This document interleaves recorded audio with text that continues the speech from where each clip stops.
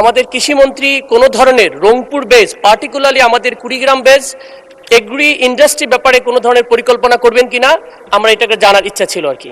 আমরা জাস্ট একটা জিনিস আপনাকে জানাতে চাই, বাংলাদেশের নদীমাতৃক বাংলাদেশ, এখানে প্রচুর চর আছে এবং সবচেয়ে সুখের ব্যাপার হলো এই চরগুলি কিন্তু পলি দিয়ে গঠিত। সুতরাং পলি যেই মাটিতে যেখানে আছে সেখানে যেই ধরনের ফসল উৎপাদন করা সম্ভব ওই ফসলগুলি আমরা চিহ্নিত করছি। এরই মধ্যে ওই এলাকাগুলিতে কৃষকদেরকে ওই ধরনের ফসলে উদ্বুদ্ধ করার জন্য কৃষি বিভাগ থেকে লোকজন যাচ্ছে, ডেমনস্ট্রেশন প্লট করছে, মানুষকে উৎসাহিত করছে। আগামী দিনে ওই চরগুলিতে আমরা ওই ধরনের ফসলের জন্য কৃষকদেরকে উৎসাহিত করব।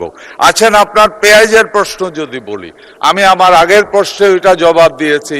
বেলে মাটি পেঁয়াজের জন্য সবচেয়ে উর্বর জায়গা।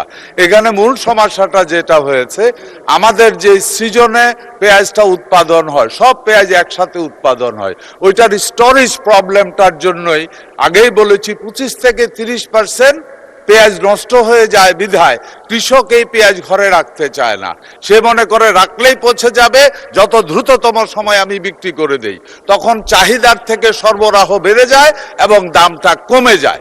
এই জন্যই আমরা এই যে নতুন যে পদ্ধতি, এয়ার ফ্লো পদ্ধতি, এটা যত এলাকাতে বিশেষ করে পেঁয়াজ রসুন উৎপাদিত হয় ওই এলাকাতে, আগের প্রশ্নেই বলেছি, আমরা 10,000 ওই ধরনের এয়ার ফ্লো হাউস বা সিস্টেম আমরা চালু করব। তাহলে যেটা হবে, কৃষক তার, এটা একটা কৃষকের জন্য নয়, হয়তো অনেকগুলি কৃষক মিলে একটা ঘর হবে। এতে করে যেটা হবে, তার উৎপাদনের পরে এরা সবাই মিলে, বাজার খারাপ, বাজারে চাহিদা অনুযায়ী অপেক্ষা করে ওইখানে রাখতে পারবে, 8 থেকে 9 মাস পর্যন্ত স্টোরেজ করতে পারবে। তখন আর কম দামে বিক্রি করার প্রয়োজন হবে না এবং আমি আশা করি কৃষক ন্যায্য দাম পাবে। এটাই বর্তমানে সরকারের মূল পরিকল্পনা। কৃষক যারা আগামী দিনের অর্থনীতির মেরুদণ্ড হবে তারা। ধন্যবাদ আপনাকে মাননীয় স্পিকার।